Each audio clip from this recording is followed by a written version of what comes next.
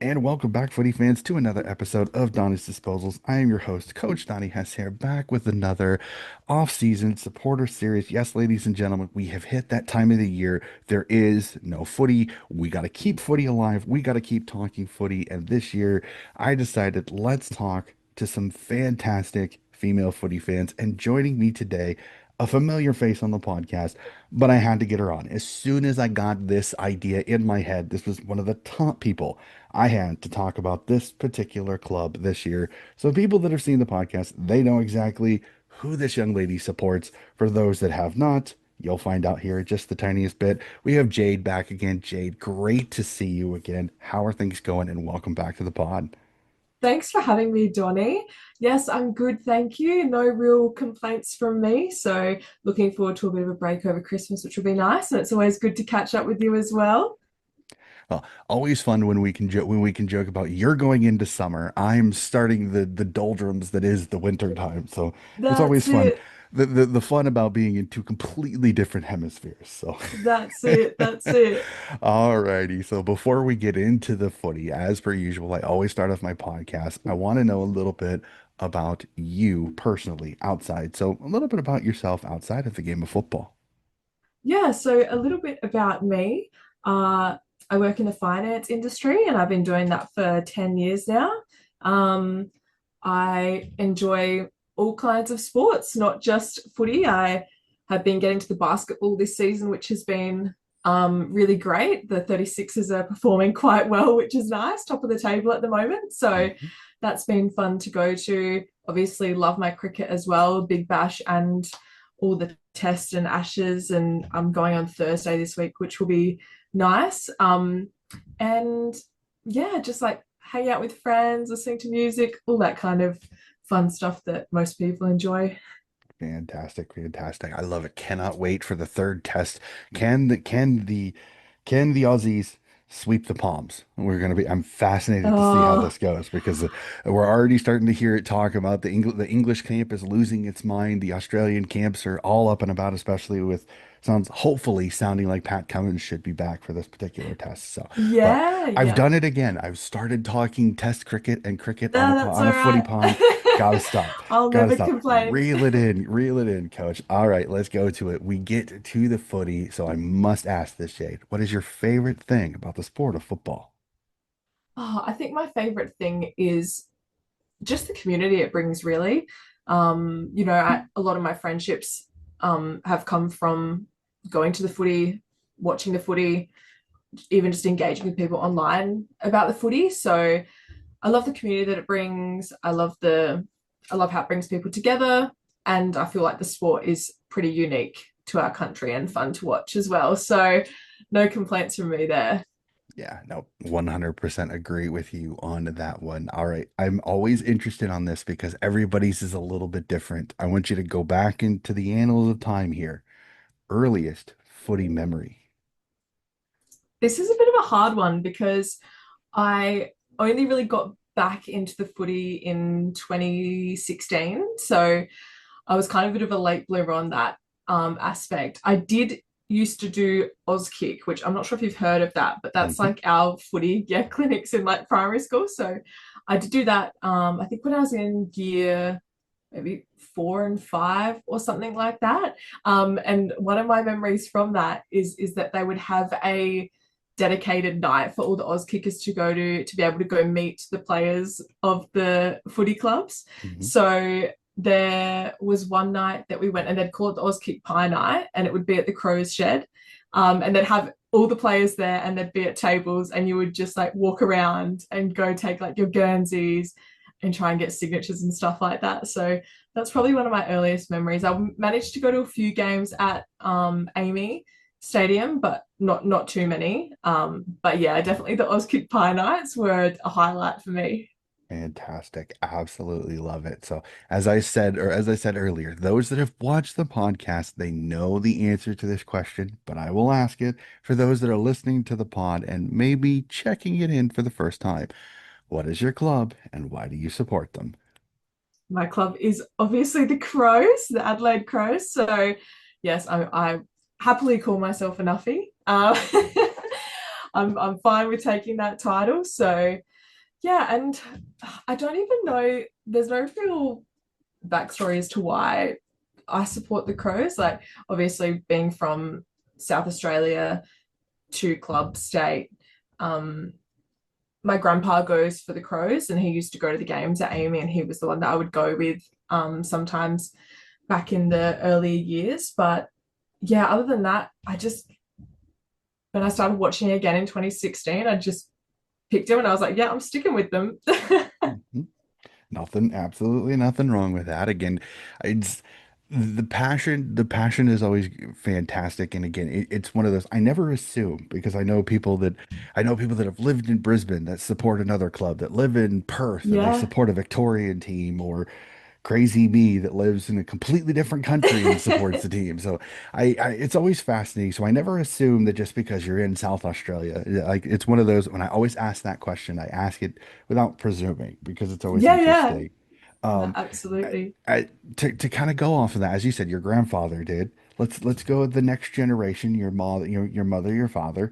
Is this a family club that you support? And if not, are there any other clubs that are being supported by your family? There is. So, my mum, she does go for the Crows, but she always says that when she goes to the footy, she just goes for the atmosphere and the food. So she doesn't avidly follow it as much as I do, so I don't get the passion for footy from her. My dad goes for Carlton. Why? Okay. I don't know. He's never lived in Victoria or anything. I don't know. I don't even think my grandpa went for um Carlton. He was the kind of guy that would call us up and say, "Oh, yeah, I've done my footy tips." And then at the end of the round, he'd be like, "Yep, I got 9 out of 9." And we're like, "No, you didn't." And he's like, "Yes, I did. Like, I did them as I went." I'm like, "It doesn't work like that. You can't just change your tips."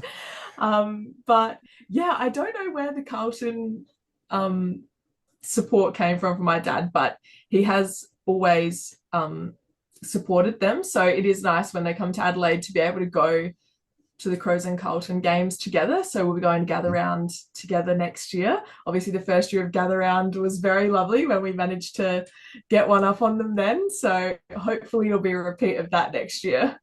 The banter is probably fantastic between the seats. I bet it's absolutely Yeah, yeah. magnificent. But it's fun. It's fun, playful. It's fun, playful banter. So I Oh, absolutely that's it. love it. That's Yep. it. 100%. So, all right, let's go through it. I love this one because sometimes there's some great memories in this question. What is the first Crows item that you were ever given or bought? I've actually got it here. I grabbed it so that I could show you. Sure. So I've got two little things. So I've got these little tiny hair clips which have got the mascot on them. Fantastic. So I think I got these back from when I was like in Auskick, it would have been, I reckon. Hmm. And then the other thing that I've got is I've got this um jumper which isn't even an official AFL one. It's just one that we found somewhere, and the sleeves have been cut off.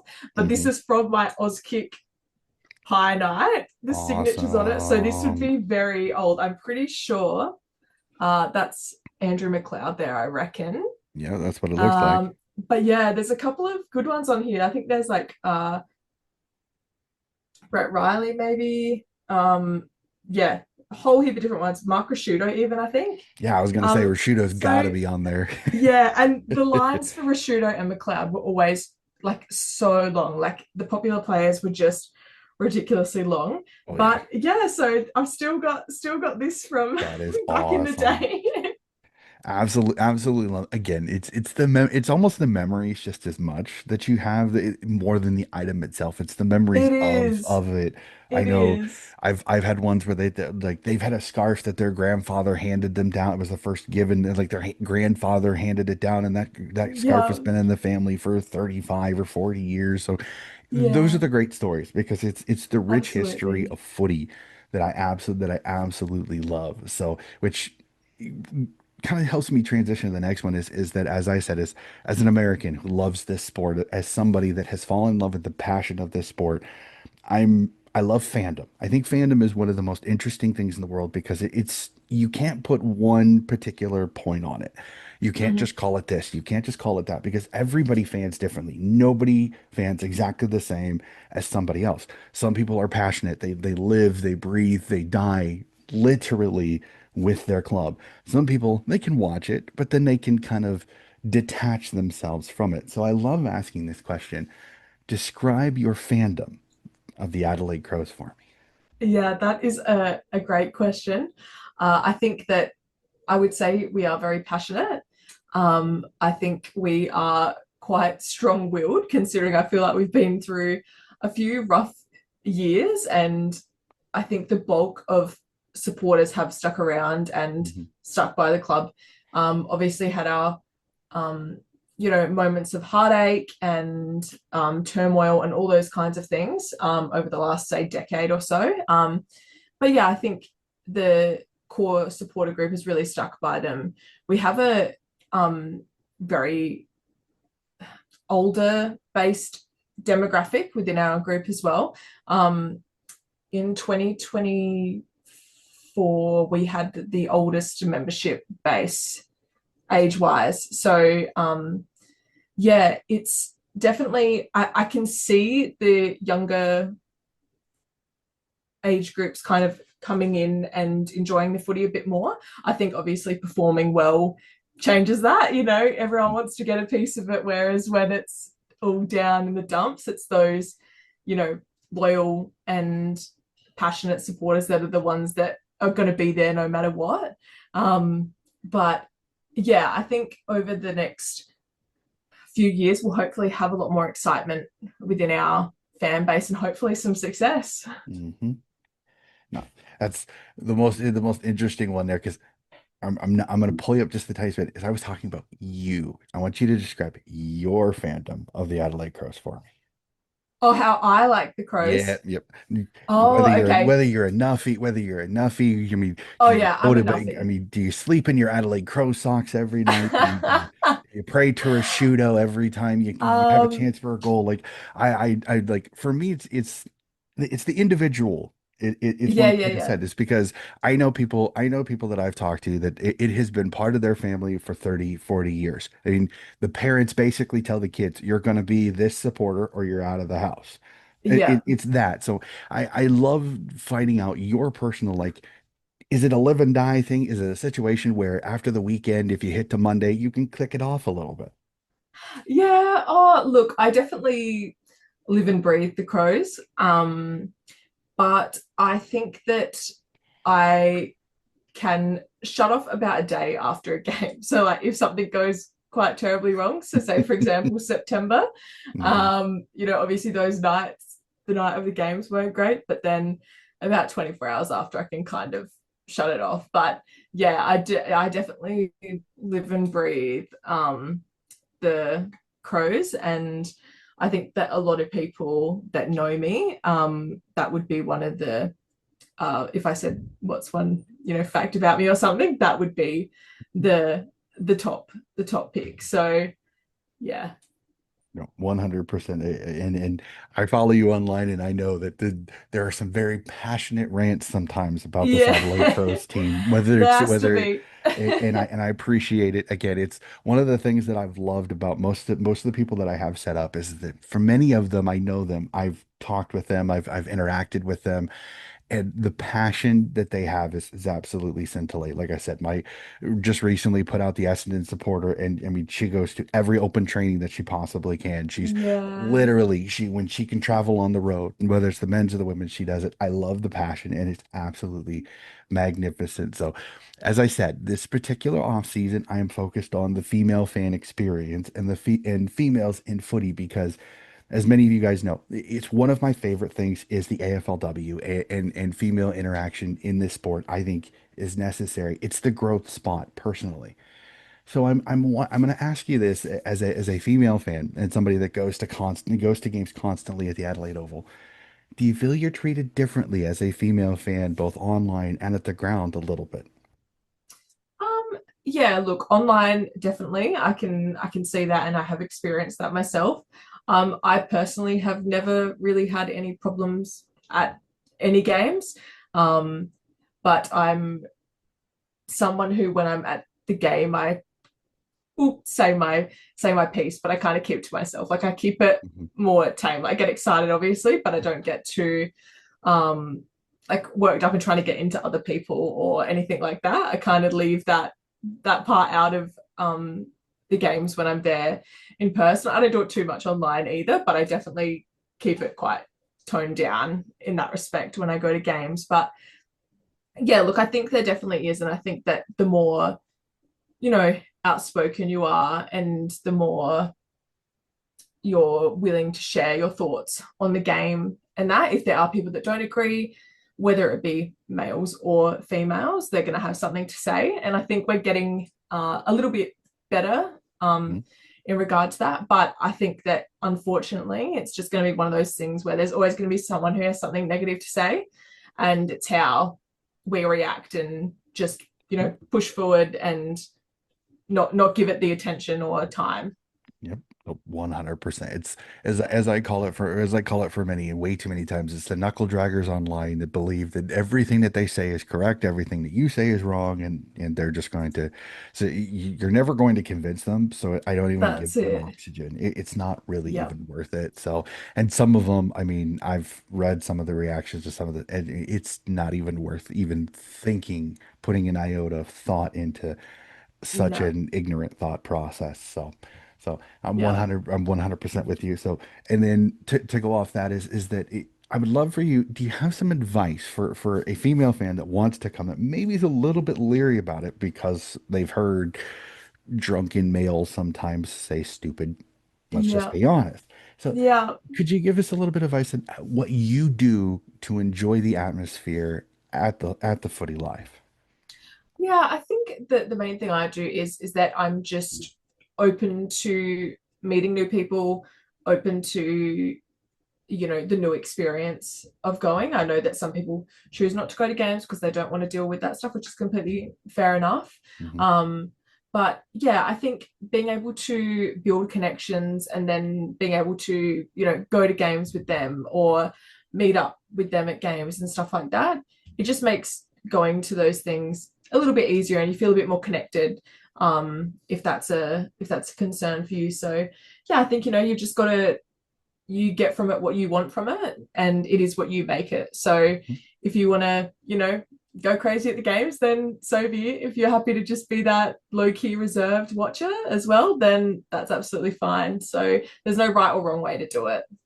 100%. Like I said, there's no right or wrong way to fan. So enjoy That's it. it. And the biggest thing is just enjoy it in the way that you are going to enjoy it. 100% with Absolutely. you Yeah. on that. So I'm let's go back. I want to have some fun. I love sometimes the nostalgia of this and the great stories. What was the first ever Crows game that you ever attended live? Yeah, I'm not entirely sure. I would say it would have been probably sometime around 2004, 2005. I'm not certain, but the one thing I do remember is that our the memberships that we had were on the wing and back at Amy Stadium, the we were in the like front row and you know you would it was like metal on the metal sheeting on the opposite side of the oval, so you know you'd bang on the side of the oval to make all the noise and stuff like that. So that's definitely one of the memories that I have from those games, is just leaning over banging on the thing, and there was a massive car park outside of Amy, and you know everyone would have their cars pulled up and they'd be cooking barbecues and all that stuff before the game. So I think the, you know, the art of that is a little bit lost to Adelaide Oval. Obviously, Adelaide Oval was a very beautiful venue, but the art of that's lost a little bit. So it is nice to look back on. Yeah, no, 100%. In fact, I want to do a real quick question without notice. How cool is it to have heritage listed Adelaide, the Adelaide Crows and Adelaide Oval have everything like the hill. There's so much history there, and there's the scoreboard is heritage listed. This is it's such a cool, unique ground. So, as somebody that you're in South Australia, that's your stadium. How cool is it that you have this unique thing of the old school scoreboard that is not going anywhere, and everybody absolutely loves it, and the hill is talked about with reverence. It is, yes, I do love the hill. My uh season membership for the Crows is just to the side in front of the hill. So I get all of the atmosphere from that, which is nice. I do love going on the hill as well, but I do find that I get a little bit, it can be a little bit harder to watch the game because there's so many distractions around you. Mhm. So I find that I try not to go there if my intention is to watch the game with, 100%. Um, but yeah, it is a great venue. And, I've been to the MCG, I've been to the SCG, I've been to Optus, like I've been to a fair few stadiums, and the MCG is obviously a magnificent venue, and it's it's something that's just renowned in this country. But I just think Adelaide Oval will always have my heart. I think it's just a special venue, and the look of it, and that open area where the hill is and the scoreboard and all that. It's just something that I hope that they don't ever change Mhm. that part of it. No. I will say this, and it's not just because you're on the show. This is legitimately how I feel. After the SCG as a Swan supporter, my next favorite venue is the Adelaide Oval. Yeah, It's so hard not to love it. Like I said, the old school scoreboard is magnificent. I think the hill is an atmosphere that reminds me a lot of the college sports scene over here, yeah, where it's a lot of younger fans, it's a lot of mm, college 11, and there's just this insanity, the passion. It's almost a little too much at times, but I yeah, actually yeah. appreciate it. So it's like, so for me, like after the SCG again, it's I will keep my hometown again. Maybe it's the Nuffy Homer in me. I will That's 100% admit fair. that.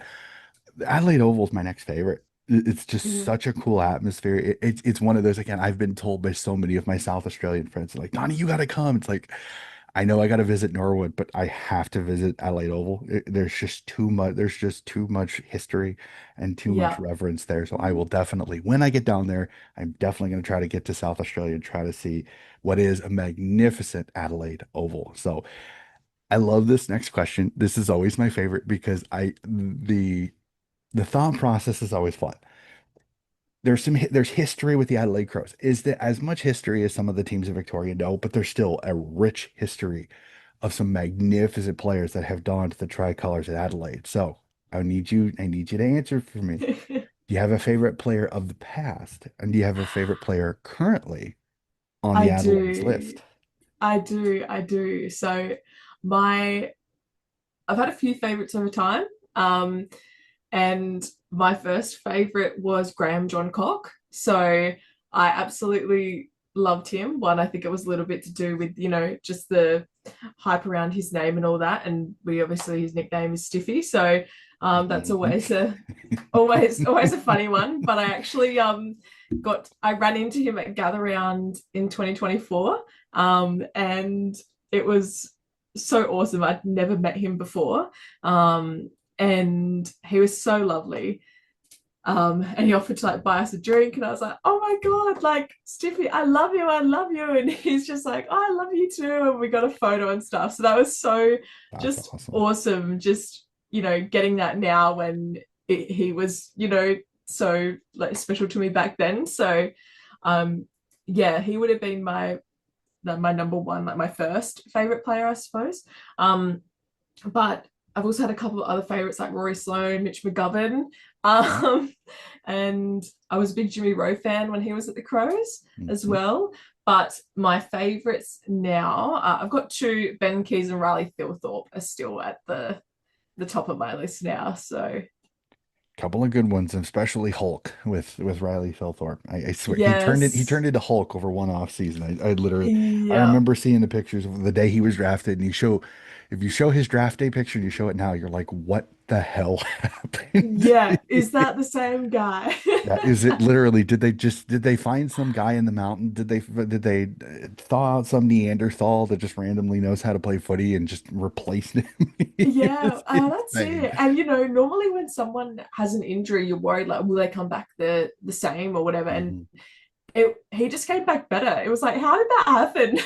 I think it's a little bit like the old tales. Like I think the beard has given him powers, I swear. Yeah, Like he can never shave that beard ever again.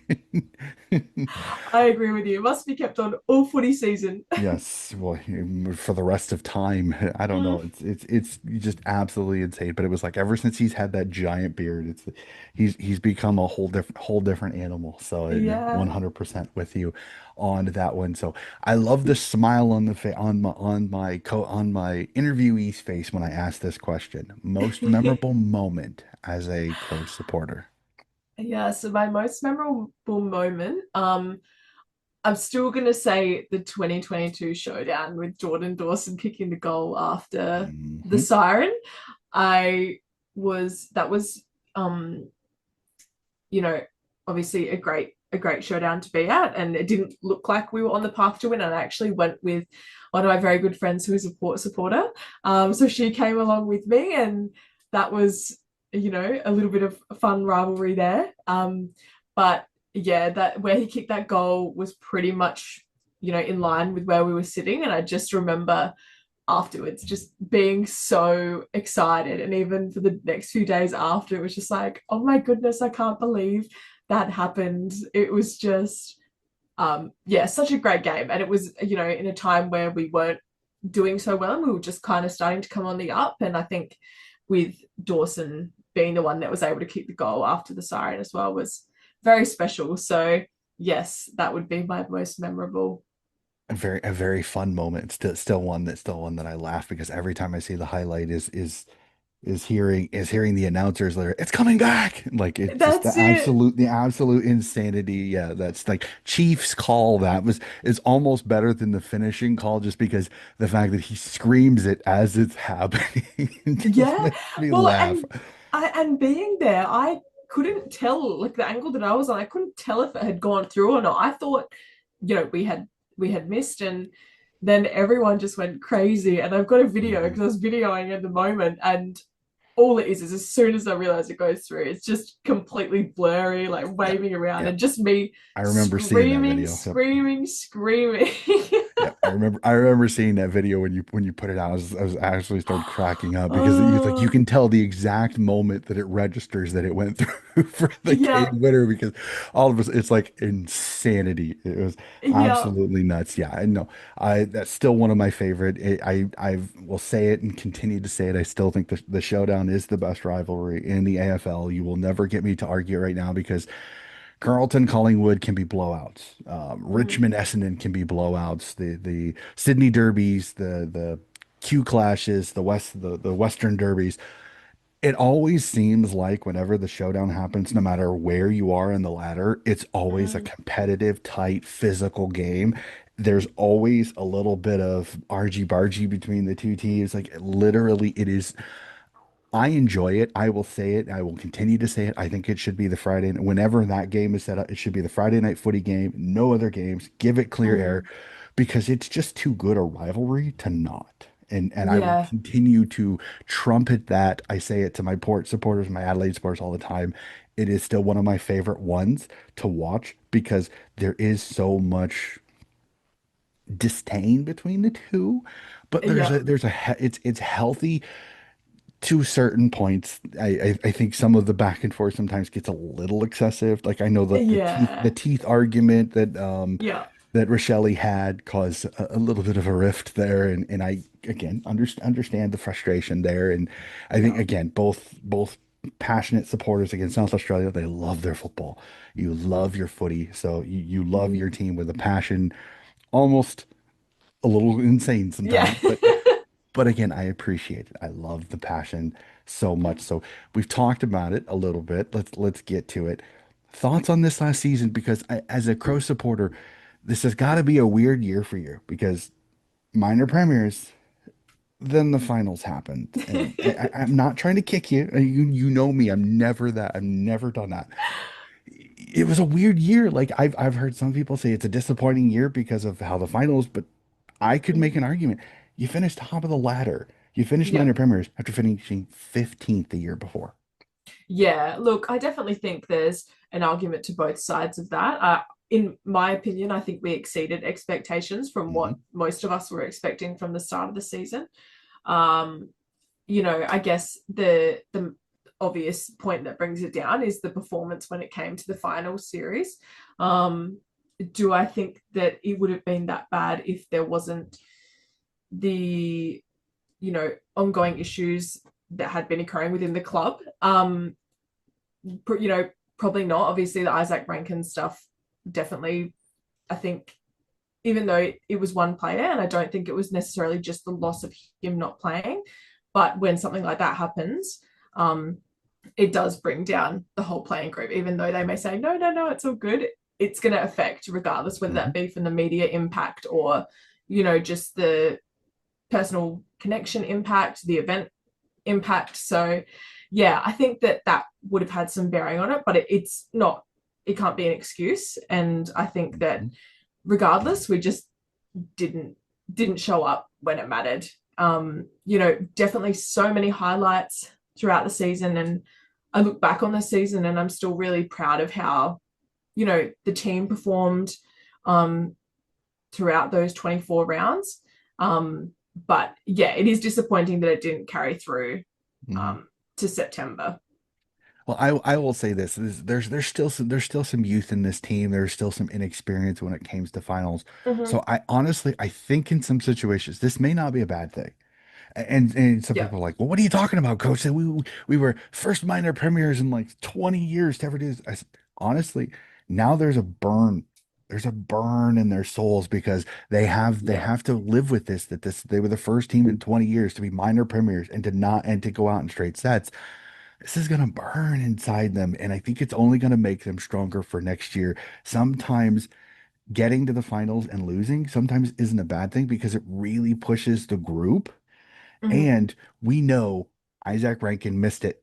Isaac Rankin's going to do everything he can to not have that whole situation. I don't want to talk about that topic. Yeah, It's yeah, been talked to yeah, death. Everybody knows on the podcast. Do I think things were handled perfectly? Absolutely not. mm-hmm. Do I think some Crows fans kind of thought too much about the footy and not about the personal situation that was happening? Mm-hmm. Absolutely. And I will leave it at that. Okay. Yeah, I've talked to it to death. I know both sides again as a huge W supporter. That was mm-hmm. frustrating for me personally, Mm-hmm. and that's all I will say on that. But I'm 100% with you. I I holistically look at it. And I agree with you. Like, I think there's a lot of positives you can take out of a team bouncing back from 15th. I think Matty Nix is starting to really start to get his guys where he wants them. I just think that a little bit of you face a Collingwood side that is super experienced in the finals, and they kind of bit you in the ass a little bit. And then Mm-hmm. it was like Adelaide went, oh shit, what do we do? And then the finals, and then you get the worst possible matchup in Hawthorn. Just Yeah, absolutely worst possible matchup. You get yeah, anybody else, I think you win. It's Hawthorn was your worst possible matchup. They were playing the best footy they possibly could have. They were absolutely in fuego. I mean, the sun was jealous of them. That's how on mm-hmm. fire they were. So I think it was a little bit of situation just did not play to your hand. And having the situation that they had with Isaac Rankin, there was a little bit of non-focus on footy, Mm-hmm. especially in the club wise. It was just a recipe for a disaster. So I kind of scrapped the finals a little bit. I kind of focused a little bit more on this season. The season as a whole, for me personally, was very successful for you guys. Top of the Mm-hmm. table, looked really good. A few things you need to work on, but again, that's the best thing is you know what you need to work on for the next season.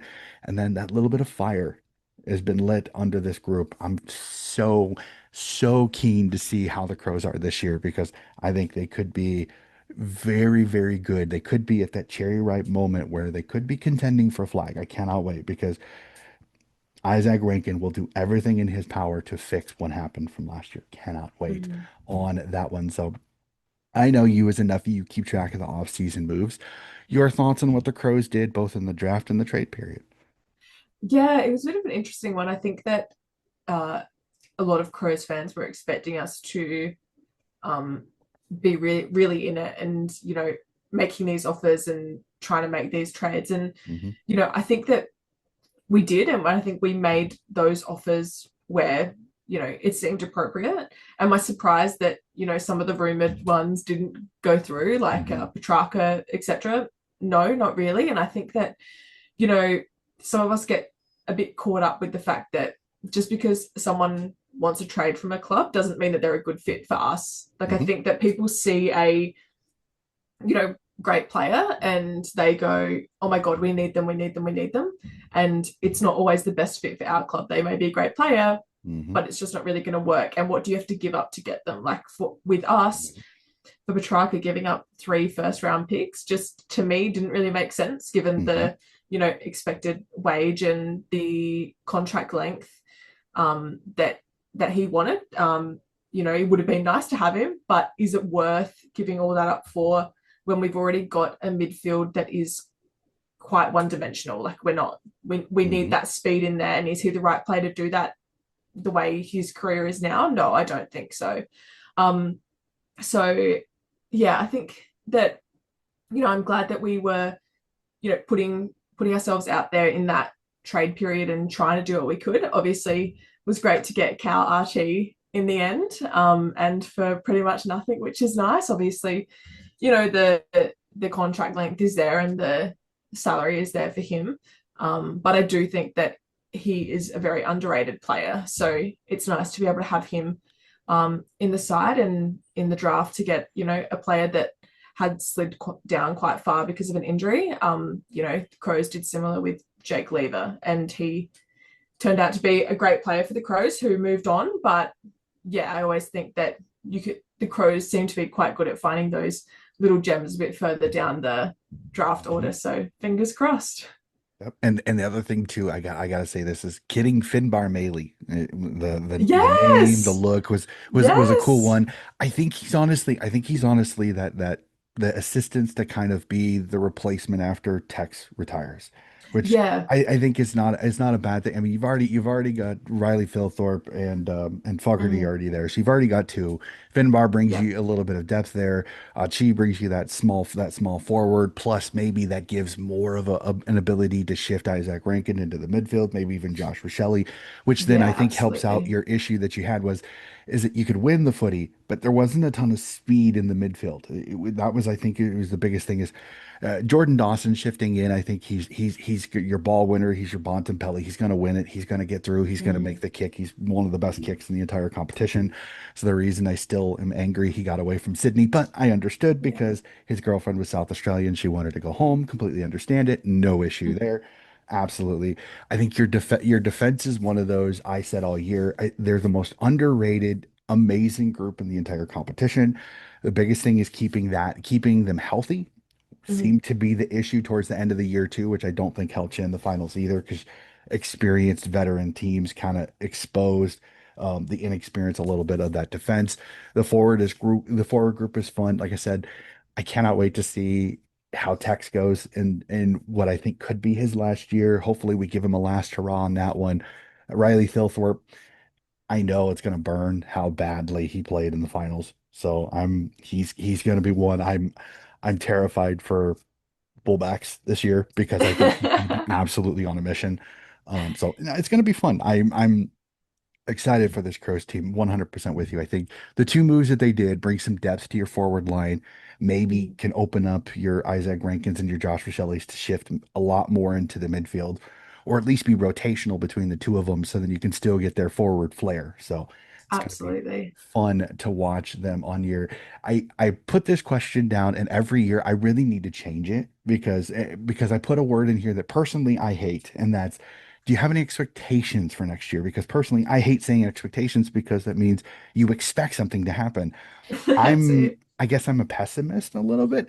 I'm more of one of those, I don't have expectations. I have thoughts on what I think can happen, but I Yeah. know expectations are a goal that sometimes are not always achieved. So, your thoughts on Mhm. next year? Do you have any expectations for this Crow side?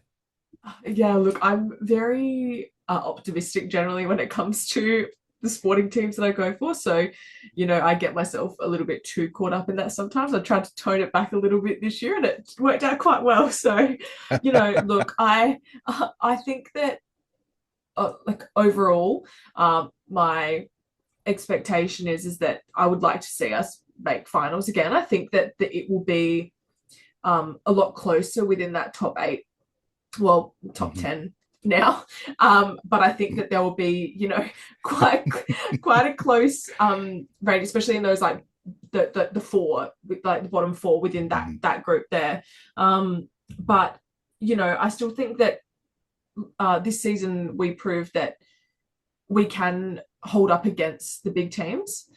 Did we always get the result? No, but we can definitely hold up and match um, their speed, pace, and everything like that. So, obviously, I don't see us finishing minor Premier again. It'd be nice, but I don't see that happening. I think that with our fixture, it's definitely a little bit harder compared to what it was last year. So, I would like to see us around the, top four would be lovely, but I wouldn't be surprised if it was around that, 5 to 8 mark Hmm. this season. I don't think that's a bad thing. I think that, as we, as you do get better, you have to face the teams that, are on that top end of the ladder. So yeah, I think that we'll still see growth. And I think that the younger players like Dan Curtin, who really, came on this year and just absolutely blitzed some games, he did a really, really great job and,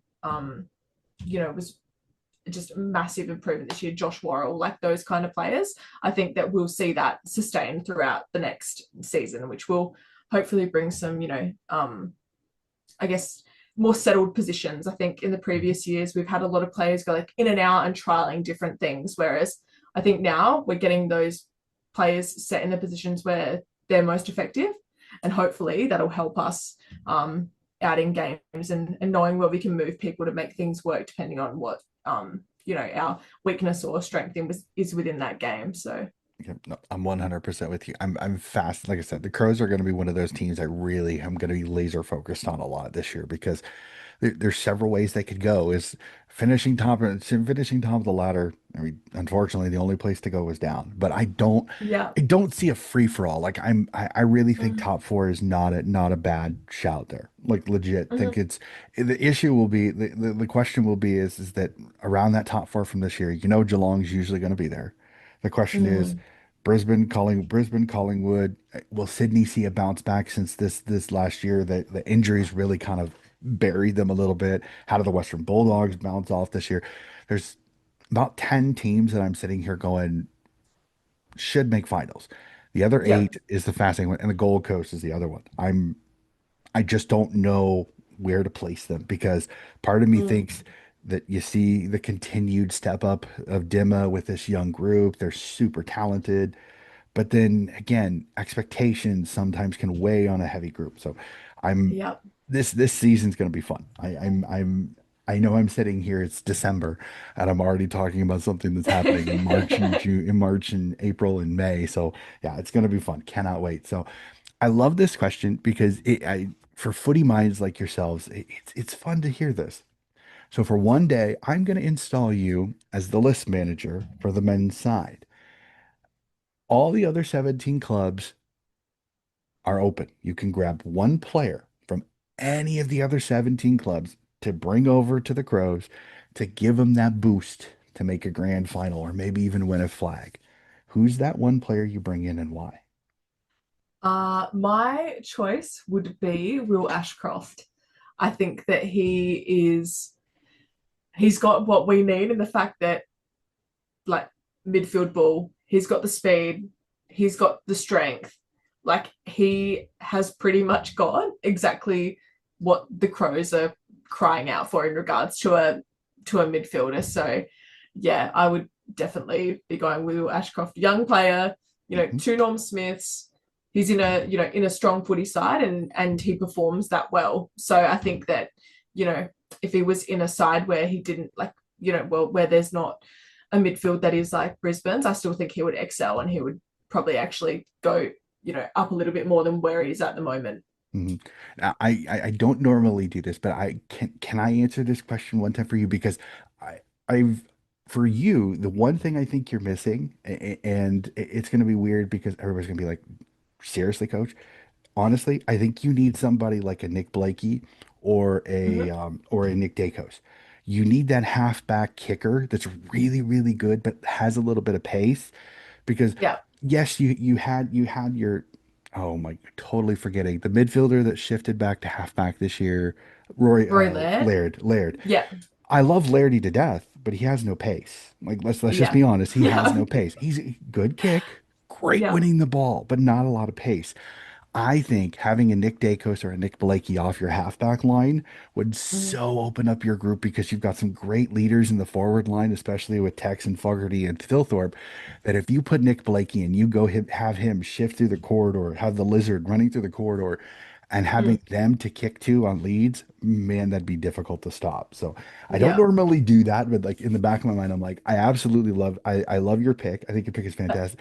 But I think that's the one thing you're missing is that you don't have that speedy halfback flanker that's got a really good kick. Like I said, I love Lairdy to death. This is no disrespect to Lairdy, but if you look at the rest of the competition, the Hmm. the Ewlands and the Riolis up in Gold Coast. The Nick Dacos can shift off the halfback line. The Nick Yeah. Blakeys, the Jordan Clarks at Fremantle. That quick ball moving halfback flanker, halfback center halfback is a position that is becoming much more almost a need for a lot of teams because it Yeah. helps with the movement. So like that would be mine. Like if you put me in that situation, that's who I would bring in that quick halfback flanker with a really good kick because I think it would open up your forward line even more and then make Jordan Dawson the damaging player that he is. Get Isaac Yeah. Rankin up forward. So it kind of capitalizes on your strengths, especially in the forward half of the ground. So Yeah. That's a good I don't shout. normally do that, but I was like, as you're answering, I'm like, that's the one weakness that I see in Adelaide is they don't have that speedy kickoff halfback. It would be Hmm. my thought on that one. So I know you are a huge W fan. So my next question is, do you keep an eye on the W? I know you do because I've heard you talk about the W. We were discussing the W pre-mic, which was so much fun Yes. seeing some of the turnover in Adelaide and our discussions of what is the Crows nowadays compared to the reverence that is the triple premiers of the past. So your thoughts on this last season, because as I kind of told you, and I think you kind of agreed with me, is it's a weird year for the Adelaide Crows because we're so used to the dominance. We're so used to them being a top four side. And this year, there was some fears you could not make the finals. Yeah, no, absolutely. And I think that um, based on the first few weeks of our season, it was pretty evident that it was going to be a little bit of a roller coaster um, this season. But yeah, I definitely wasn't surprised by it. I think that, there was a period where we were so dominant, and essentially there are a few years where we were the team to beat. Like it was, hard to match. And I think that obviously North Melbourne now take that spot, and you've got teams like Brisbane and Melbourne and all that are just killing the game there as well. I think that now, as over the next couple of years, now that we've got the new coach coming in, that we'll see maybe a little bit of a dip and decline, but we've still got a good young core group there. And I think that even though it is sad seeing players like Anne Hatchard move on to another club, and we've got a lot of that core group that were there from inception now retiring or moving to other clubs like Stevie Lee retiring. I think we've just got to build that back up. We've still got some really good players, and we've obviously lost a couple in the trade period this year, which is bound to happen in the women's league. But yeah, I think that we can hopefully not make the dip too extreme. It'll be interesting again. It's the fluctuation in W is going to continue to flex a lot. Since we're still very early, you're seeing some of the originals slowly kind of fade out of the game. And again, I don't want to see them go, but Mm-hmm. there's these new kids that are coming in are absolutely insane. Like one on your team, India Rashid. I cannot wait to see her grow Yeah. up. She's going to be so much fun. I watched her at Sturt. She was incredible, absolutely fantastic. Sad to see Brooke Boyle, another SA girl, move on. That was a little Mm-hmm. bit sad to me, but I also kind of agree that you're starting to see these girls understand that they don't just have to stay locally. They can move on Yeah. and they can go someplace that really wants them, that they can really progress. So as sad as it is to see a South Adelaide girl move on, it's good if it's good for her career. That's the biggest thing on that one. The Anne Hatchard, Absolutely. the list manager, admitting that one of the reasons Anne has moved on is because she has arthritis, was Mm-hmm. quite the interesting little bit of information on trade deadline that I found fascinating because nobody Yeah. knew about it. Like literally, Yeah. as he said it, you could see like they went back to the people on the broadcast, and literally all of them were like they were Yeah. stunned, absolutely stunned almost to shock degree because he was so honest about it. And I appreciated the honesty by the list manager, but there was Mhm. almost this stunned silence on their faces because they had no idea that she was dealing with it. And that was Yeah. and that was a reason. And I appreciate that they take care of her because Mhm. she has been such a stalwart for this club. Like if you think about it, Nafi and Hatchie were the two everybody talked about. They were the first two that you Yeah. thought about when it came to the Adelaide Crows. So it's going to be Mhm. really weird seeing her in that red jersey. Like It will be. legit, It will be. it's really weird seeing her in that red jersey, not the tricolor jersey. In fact, I'm almost crossing my fingers. I don't know if it'll happen. I'm crossing my fingers that we get a Gold Coast versus Adelaide game this year because Hatchie, Nafi in the middle against each other will be it'll be fun. It'll be sad, but it'll be bittersweet. I'll say it that Yeah, way. So absolutely. no, it's going to be fun. The Adelaide Crows, they're going to go through, there's going to be some growing pains under a new coach. There's going to be some change. I still think they're going to be right there around the finals. They just have so much talent. I just have a hard time Mhm. seeing them not make it. It'd have been really weird if they wouldn't have this year. Like legitimately Yeah. would have been really weird because they're still such a really good side, despite Mhm. not being the same team that was the triple premiership team from so many years ago, from years ago that it's changed. No, I'm with you. It's the Zoe Prouse was also another one. It's like it stinks to lose her because she was so good, but Yeah. sometimes it's a situation they want a little bit of differentiation. She goes over to Essendon, Mhm. and I'm fascinated.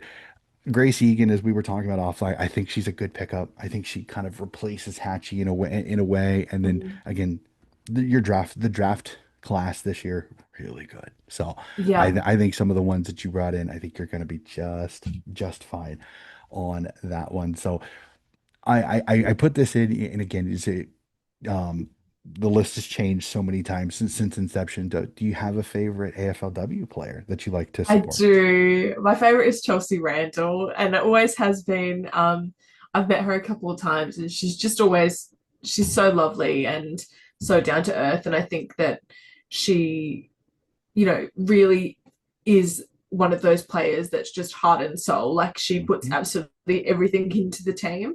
Um, the way that she leads it, the way that she, you know, encourages and influences, and also, I think her working with the men's side in that coaching role as well, is something that's just really, improved her game as well. So yeah, I do love Chelsea. She's a gem. I've said it so many times. The most respected player I have for in the league is Chelsea Randall. Mm-hmm. I don't normally like using this because I think it's an overly used, but warrior is the Yeah. easiest way to describe her because there's so many times she puts her body through everything when it comes to it. It will be a Mm-hmm. very sad day when she retires. I will It say will that. be. I'm not a Crow supporter, but I will say that that will be a very sad day for the competition because she is an absolute gem. Everything Mm-hmm. that I've heard from her, I've heard from so many Crow supporters that she's just so salt of the earth, so down to the earth, so humble, Yeah. but yet so good at what she does. I cannot wait. I cannot wait to see the outpouring of love for her when she does. Again, I'll hate it the entire season, Yeah. especially if we know previously the season that she is. Yeah. I don't think she will because she doesn't like the attention. Like I've Mm-hmm. noticed, she does not want the attention. So I don't think she's going to Yeah. tell anybody, but it is going to be like, it's going to be a sad day because the It will competition will be. lose an absolute pillar of it. So no, I'm 100% with you. So Mm-hmm. we're getting down towards the end, and as you guys and many people know, I say it every podcast. I really should stop saying it, but I have not been to Australia. It is my goal. I'm gonna get there. I know it's gonna happen. So I'm doing a little bit of research. I'm doing some things. So when I go, I'm fully and ready prepared. So I ask this of you, and I've heard the Adelaide Oval has some fantastic options. What is your go-to food at the football? Ooh, go-to food. I'm quite basic. Would normally just get like a meat pie with some tomato sauce. That's kind of my go-to. Hmm? I don't mind, some hot chippies, but I also like the the footy donuts that they have, which is essentially just an Mhm. iced donut with your team's colours on the icing. So I do like that. I know Melbourne has the hot jam donut, but you know, it's the most Yes. common answers are the first two that you said, the meat pie and the hot chippies Yeah. are the two that have the most votes so far. So I've really understand that. And then again, Adelaide Oval, a magnificent situation. Where is your ideal, like if you could sit anywhere for the rest of time, never have to move, where is your ideal place to sit when you go to the football? Look, my ideal place to sit would be right on the eastern wing on level one. I do like that when you're a bit higher up, you can see kind of the ground overall, but I feel Hmm. like nothing beats just being on that ground level and being right down there in that atmosphere. I just feel like that feeling is unmatched, even though, you may not be able to see around the ground as well. It's just being Hmm. down there. I love that. So yeah, any of the middle bays on the eastern wing would be my ideal spot. Hmm. But also would you'd catch me moseying my way over to the hill as well. I was just about what last question without notice is if I do get over there during the footy season, is watching a game on the hill a must? Oh, look, I love the hill, especially for the games where it's when it's a big game. When it's a big Hmm. game, that hill is packed, and I think at nighttime games, the atmosphere is really there on the hill. So I would say yes, it's definitely worth watching from the hill, but it can be a little bit hard to see what's going on at times. So I would always, sometimes I just people Hmm. buy a seat, and then if you want to go over there for a quarter, you can, and just to experience it, and then you can go back to your seat. Hey, it's the best of both worlds. Absolutely love it. That's it. I'm fast again. I've heard so much lore about it, and I've seen videos of people on the hill, and it looks like quite the fun atmosphere. But I agree with you. It's Yeah. may not be if you're really invested in watching the game, may not be the greatest Yeah. If you experience when want to it make an comes to it. analysis afterwards, don't even bother. Yep. I've heard that before. And then I always end my episode with this. And again, I'm starting to catalog some of these because there have been some absolute amazing suggestions or picks for this. Favorite game of footy you have ever seen, live, on the ground, on tape delay, doesn't matter, Yeah. women's, men's, doesn't matter. Favorite game of football you have ever seen. Yeah, I think that it is hard to go past the 2022 showdown that we are talking about earlier. Um, but I think the other one for me would be the game against Melbourne in 2021, which is when the Crows won by 1 point. The upset. Yep. And yeah, Ned McHenry booted the ball up into the crowd Yep. after the siren went. But I think that, that game Melbourne were on like their 10 or 9 onto their 10 Yep. game winning streak, and we weren't really performing that well. And it was a time where, we would try and get as much joy as we could out of, we'd lose a game maybe by like 25 points and still be quite, happy about that. That's not too bad. Mhm. So, yeah, I think just being able to, we dominated for most of that game, and then to be able to seal that win. I think it was Tex that kicked the goal from the 50-meter mark just before that, yeah, with like a minute or so to go, and then to be able to hold on, and I know that people will say that I think it was the Tom Duday handball that went out of bounds or Mhm. whatever it was. Now, was it deliberate? I don't know, but it doesn't matter to me. Sometimes to better be lucky than good. So. That's it. No, it's still one of my favorite calls at the end is Hutto absolutely losing his shit. At the end Yeah. that was absolutely no 100%. Both incredible games and again both have that Adelaide Oval, the atmosphere and everything like that. No, Mm. 100%. So well, Jade, that is it. That is all of my questions that I have for you. Again, whenever we sit down and talk, it is always an enjoyable experience. I genuinely appreciate it. Thank you so much for hopping on the podcast and sharing your experience as an Adelaide Crow supporter. I truly, truly appreciate it. Thank you so much. Anytime, Donnie. Thank you for having me. It's been a little while since I've done the podcast stuff, so hopefully it wasn't too rusty, but You were thank you so perfect. much. You were perfectly fine. This was more about Thank this was you. more about you as a fan than it was about our analysis of breaking down the game, which Yeah, again you do a wonderful job, and you've absolutely. been on the podcast yourself and everything like that. So absolutely magnificent. Well, ladies and gentlemen, that is going to do it for this episode of Donnie's Disposals. Again, keep track. More of these supporter series still to come. As I record this, we have just been through the AFLW draft and trade period. I'm going to sit down with Peter Williams and we're going to discuss everything that's happened. We'll talk a little bit about this young ladies team and some of the moves that have happened, who's in, who's out. We will discuss what young ladies have joined the new teams and what he thinks how they'll impact it. I cannot wait for that chat. Hopefully, very, very soon. And more supporter series. And January and February will be the rest of my supporter series. And I've got a few other things lined up. I cannot wait to share with you guys again. My summer of the female fan and the female impact on footy is going to be so much fun. Cannot wait.